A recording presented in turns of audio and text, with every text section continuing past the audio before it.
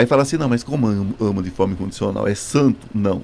Eu sou qualquer coisa nesse mundo, menos santo. Né? Mas eu aprendi que amar é mais fácil. Né?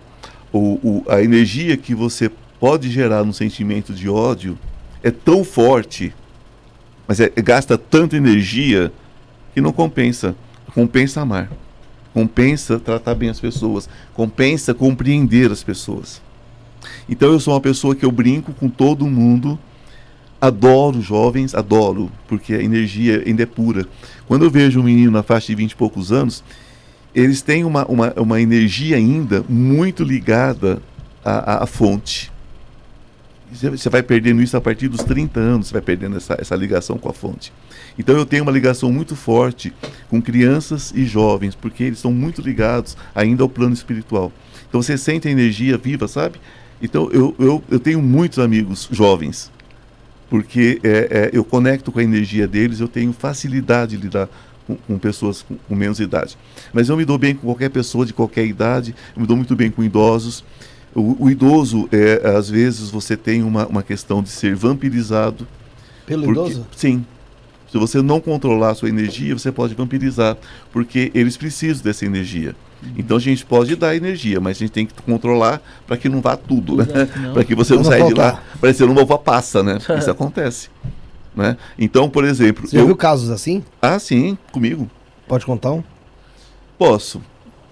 Eu tinha uma senhora que todos os dias eu passava e ela me chamava para me dar um pão doce. Todo dia? Todo dia. E era uma delícia o pão doce dela. Só que eu saía dali, eu saía parecendo que estava carregado. Eu tinha 20 e poucos anos, não tinha 20 anos ainda não, tinha acho que uns 18. Ainda estava na Itália ainda. E eu saía carregado, tal, e carregado aquela coisa, né? Aí um dia eu cheguei para um frei, que era meu mentor. Eu falei, Dário, eu não sei o que acontece. Toda vez que eu vou lá e a dona fulana me dá um pão doce, eu adoro, vou lá mais para agradá-la. E ela me agrada com esse pão doce, mas eu saí de lá, parece que eu apanhei. Energia derrubada. Aí ele falou assim, olha, isso não é da nossa fé. Mas deixa eu te contar uma coisa. Eu já vivi muito isso. Parece que a gente é sugado, né? Parece que chupa a energia da gente. Aí eu falei, pois é. Ele falou, experimenta uma coisa. Experimenta envolver ela em luz. Falei, como assim? Falei, católico, né? Como assim envolver em luz? Pensa em luz, pensa como se você estivesse recebendo o Espírito Santo. Falei, entendi. Aí toda vez que eu ia lá, eu cobria ela de luz. Ela ficava, assim, vívida, sabe? Feliz. E eu saía bem também. Então existe a questão do vampirismo, né? Mas não é porque são más. São pessoas boas, mas é porque elas estão precisando de energia. Então elas precisam dos netos por perto, por isso que tem que ter essa afinidade. Ela precisa de planta, precisa de bichinho, cachorrinho, gatinho. Tudo isso alimenta essa energia. Né? Então a gente tem que ter essa compaixão, né? E entender que do mesmo jeito que o jovem te alimenta, a pessoa de mais idade pode te sugar, porque ela precisa de energia para viver. Certo? Não é que eu gosto de criança e de jovens porque eu sou bonzinho. Não. É porque eles me fazem muito bem. Como eu faço bem para outras pessoas de mais idade. Então eu digo que eu sou atemporal. Eu não gosto muito desse papo de idade. Eu digo que eu sou atemporal. Eu tenho a idade que eu quiser ter no dia que eu quiser ter, não é? Naquele momento. Mas é nesse sentido que eu compartilhei com você a questão da pessoa de idade pode sim vampirizar.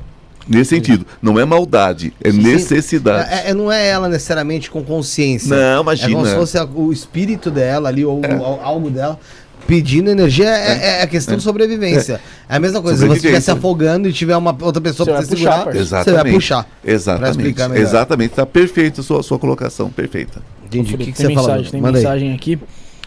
A Deise aí, nossa inscrita aí, mandou um superchat aí, elogiando o canal. Muito obrigado, Deise. Deise, entra no nosso grupo do Telegram, do WhatsApp aí, que você vai acompanhar. Vai ter convidado que vai vir falar sobre leitura de cartas aí, correto, Felipe? Verdade. E você consegue participar aí também, tá? O Renato Peregrino, ele mandou uma mensagem aqui, uma pergunta.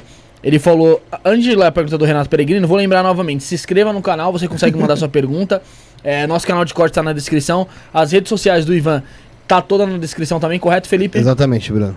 Então, tá facinho. Todos os links lá você consegue encontrar na descrição, tá? O Renato Peregrino aí, que é nosso inscrito aí, moderador aí, amigão nosso aí, ele falou assim, ó, ele perguntou, essa experiência dele fez ele ir atrás de algum estudo, tipo hermetismo ou espiritismo? Sim, eu passei pelo espiritismo, só que o espiritismo, esse termo vem de um estudo de Allan Kardec, espírita, todo espírita é kardecista, porque é da formação de Allan Kardec, que vivia em Paris e era uma febre. Eles não tinham o que fazer à noite, eles se reuniam para fazer jogos de salão, música ou sessão espírita. Aí era uma diversão chamar espírito, aquela coisa toda, e apareceu muita picaretagem, muita coisa, muita gente tirou proveito disso, de famílias que estavam enlutadas e tudo mais. Aí Kardec chega e fala, não, né? Vamos organizar isso aqui. Só que ele não é ele é o codificador, mas a questão da espiritualidade, a manifestação da espiritualidade foi muito anterior a ele. Isso tem raiz lá na África, raiz lá enfim, no Egito, né? Que está dentro da África, é muito antigo isso, né? E você vai ver isso em várias culturas, então não é uma coisa de Allan Kardec. Só que como ele codifica, espírita é kardecista. Então o que acontece? Eu vi que a questão todinha era assim, você fez, você vai pagar. Você pega um livro espírita, você fez, você vai pagar. Então, se você maltratou alguém, você vai ser maltratado, porque você vai colher o que você plantou. Sim. Se você atropelou, você vai ser atropelado. Se você traiu, você vai ser traído. Se você matou, você vai ser assassinado. Aí entra aquela questão, tá? Se você vai ser assassinado, então, e você assassinou alguém, é porque alguém assassinou alguém. Então tudo é uma sequência. E não para mais. Um looping. E um looping não para mais. Fica o cachorro correndo atrás do rabo. Alguém tem que parar, né? Então, eu falei, não, para mim, a respeito, gente, eu sou apaixonado por Chico Xavier, sou assim louco com todos esses grandes espíritas aí, acho lindo e tal, mas eu não me identifico como espírita. Por quê? Porque eu creio que você não veio aqui para pagar nada. Você veio aqui para cumprir contrato. Então, quando você descobre qual é o contrato, você encerra, né? Agora, a minha formação, ela é extensa, né? Eu sou mestre Reiki, eu praticamente não tenho oráculo que eu não veja, que eu não conheça. Eu sou formado em medicina tradicional chinesa, que trabalha muito mais com energia do que com a questão da biologia. Gente, e tudo, radiestesia, radiônica, psicotrônica, hipnose, praticamente todas as áreas eu me aprofundei. Eu sou terapeuta também na área de florais, né? Eu sou criador dos florais quânticos, para começar, que eu criei esses florais. Eu fiz formação no Instituto Bach, em Londres. Trabalhei muito tempo, trabalho ainda com os florais de Bach, mas eu tenho os meus florais quânticos também. Esses são meus, que faz parte do meu tratamento, né? Inclusive esses florais são dados de presente durante o tratamento. Porque se eu vender o floral, aí eu vou entrar numa contradição. Porque se eu ofereço o remédio e vendo o remédio, tem algum interesse nisso, né? Eu estou vendendo remédio. Então o remédio, na verdade, eu só vendo porque eu estou prescrevendo esse. Sim. Então entra conflito de interesse. Não está no seu contrato. Não, entra conflito de interesse aí. Então eu vendo, sim, o tratamento.